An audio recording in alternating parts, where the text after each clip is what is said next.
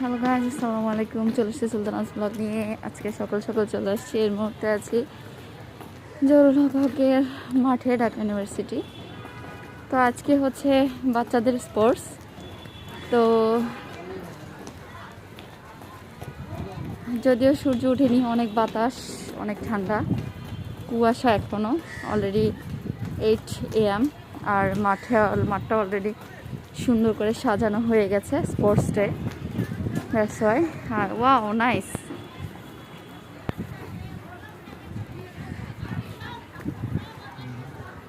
আর এই যে সব বাচ্চারাও চলে আসছে।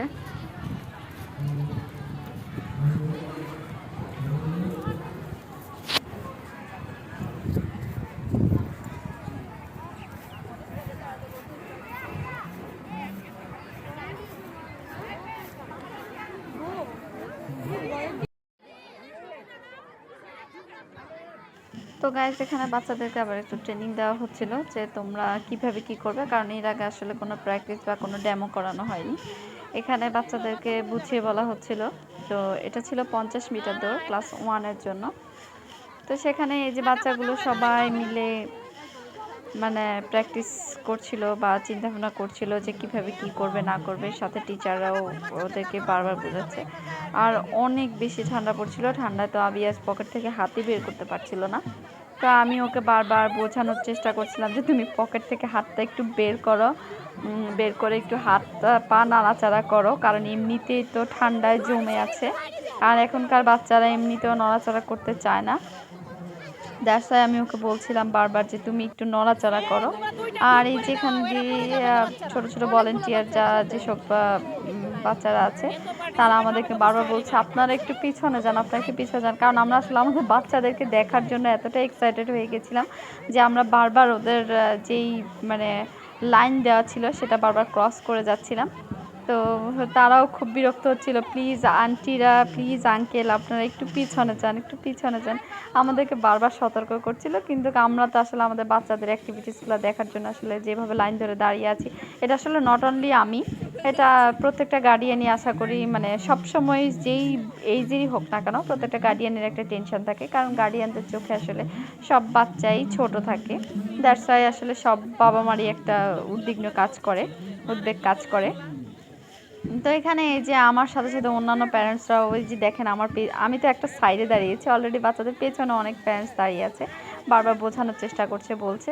তো আমি এখান থেকে বারবার দেখছিলাম যে আসলে মানে সবগুলো বাচ্চা খুব এক্সাইটেড, শুধুমাত্র আবিয়া ছাড়া। আবিয়াও এক্সাইটেড দৌড় দেওয়ার জন্য, কিন্তু সে পকেট থেকে হাতটাই বের করতে পারছে না। আমার কাছে মনে হচ্ছে যে সে কোনো মানে কি বলবো, পকেটে হাত দিয়ে একদম খুব স্মার্টলি দাঁড়িয়ে আছে। তো যদিও এটা খেলার মাঠের জন্য এটা প্রযোজ্য না, সে একটু হাত পা নাড়াচাড়া করবে, একটু দৌড়াবে, ফ্রেন্ডের সাথে কথা বলবে, কিন্তু না। পরে যখন আসছে তখন আবার আমি ওকে জিজ্ঞেস করছিলাম যে কী ব্যাপার বাবা, তুমি এভাবে হাতটা না বের করে তুমি এভাবে সোজা হয়ে দাঁড়িয়েছিলে। বলছে যে মাম্মি আমার খুব ঠান্ডা লাগছিল, দ্যাটস ওয়াই আমি এভাবে পকেটে হাত ঢুকিয়ে রেখেছিলাম। তো এই আর কি, এখানে আবার যারা মানে খেলোয়াড় খেলার যেই সাবজেক্টে ছিলেন, তারা আবার দেখাই দিচ্ছে যে তোমরা এইভাবে করবা, এই করবা, বাঁশির সাথে সাথে দৌড় দিবা, এটা সেটা। তো আসলে বাচ্চারা এখনও ওভাবে মানে ফিল করতে পারতেছে না যে ওদেরকে আসলে কি করতে হবে, এমনি খেলতে হবে, দৌড় দিতে হবে, সেটা ওরা বুঝতেছে যে আমরা আমাদের স্কুলের স্পোর্টস ডেতে আসছি, স্পোর্টসে ওদেরকে দৌড় দিতে হবে, ফার্স্ট সেকেন্ড থার্ড ধারণ করবে। এরপর ফার্স্ট সেকেন্ড থার্ড হলে ওদেরকে একটা মেডেল দিবে, প্লাস গিফট দিবে।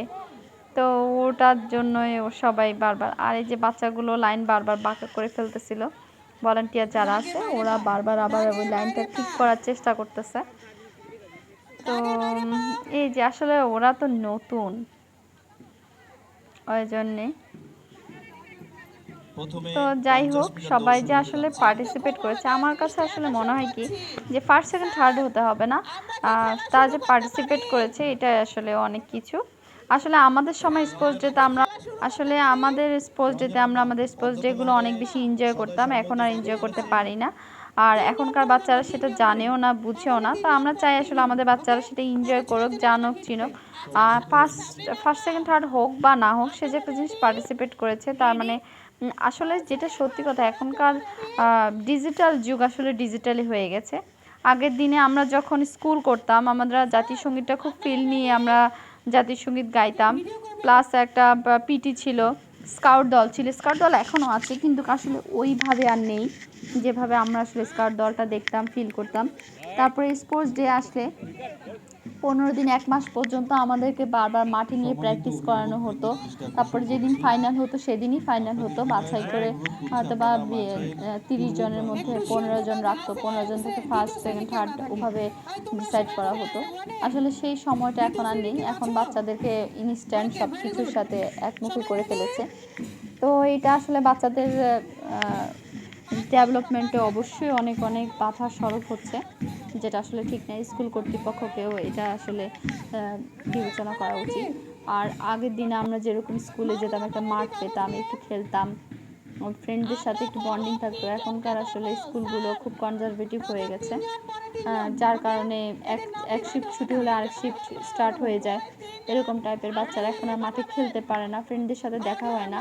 তারা একটা মানে এই তো মানে সব মিলে আসলে আমার কাছে আসলে এখনকার স্কুলের যে রুলস এগুলো আসলে ভালো লাগে না।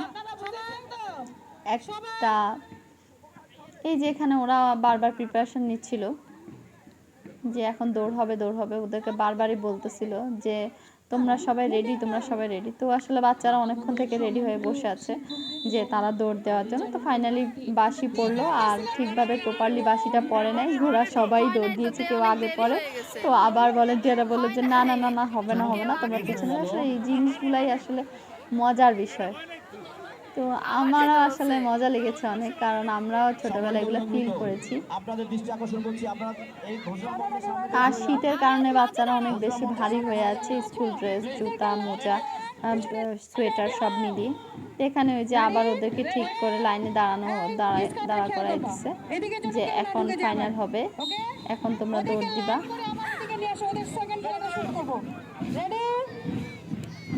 দেখা যাচ্ছে যে দৌড় দিল সবাই মিলে।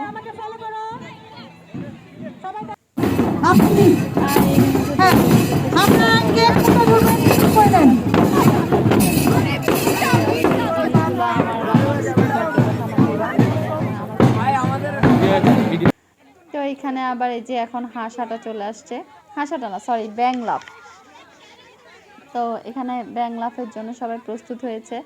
তো বারবার বলতেছিল, আবিয়াস তো এটা দিতেই চাচ্ছিল না। তারপর আমি বললাম যে আচ্ছা তুমি ফার্স্ট হওয়া লাগবে না, তুমি একটু দেখো, শিখো বা একটু পার্টিসিপেট করো, তোমার ফ্রেন্ডরা করছে তুমিও করো।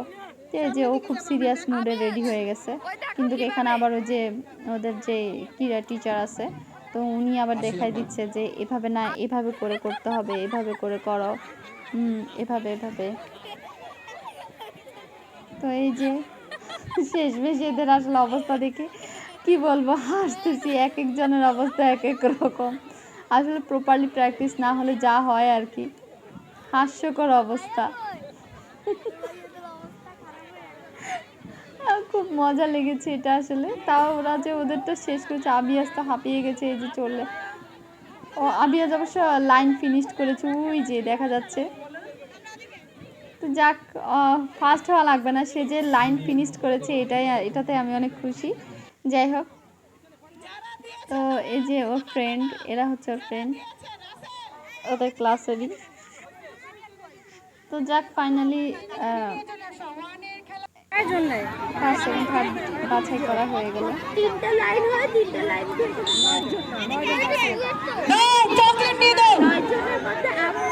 আসলে বাচ্চাদেরকে না না, এটা প্রথম শ্রেণী। আসলে আগের দিনে আমাদের মা বাবারা ক্লাস 2 এর মেয়েরা তোমরা আমার এখানে চলে আসো। ক্লাস 2 এর যারা আসছো তোমরা সবাই এখানে চলে আসো। আমরা অনেক সেন্সিটিভ টাইপের চিন্তা করি। আসলে আমাদের ডিজিটাল করে দিয়েছে, কিন্তু আমাদের মেন্টালিটি আসলে ডিজিটাল আমরা ওখানে করতে পারিনি, কারণ বাচ্চাদেরকে আসলে ডিজিটাল ছাড়া যায়। তো যারা ক্লাস 2 এর যারা আসছো তোমরা সবাই স্টার্টিং পয়েন্টে চলে আসো। গাড়ির ভিতরে আসবে না প্লিজ। খাতার উপরে চকলেট আছে, আমরা চকলেট নিয়ে দৌড়াবো। খাতার উপরে চকলেট আছে, সবাই বুঝছো? গার্ডিয়ান ভিতরে আসবে প্লিজ। इसका বাইরে করো। আমরা আলহামদুলিল্লাহ মাশাআল্লাহ এই জন্যই বলে যে 19 তৃতীয় শ্রেণীর বালিকা ইয়েস ইয়েস ইয়েস ইয়েস অনুষ্ঠিত হতে যাচ্ছে গো গো গো 70 মিটার দৌড়, অঙ্ক দৌড় এবং দড়িলাম। তোমরা যারা অংশগ্রহণ করতে চাও উত্তর পশ্চিম প্রান্তে হাসিনা পাড়া ওখানে চলে যাও। দ্বিতীয় শ্রেণী বালিকা বিভাগে যারা অংশগ্রহণ করতে চাচ্ছ তোমরা উত্তর প্রান্তে করাটাই মূলত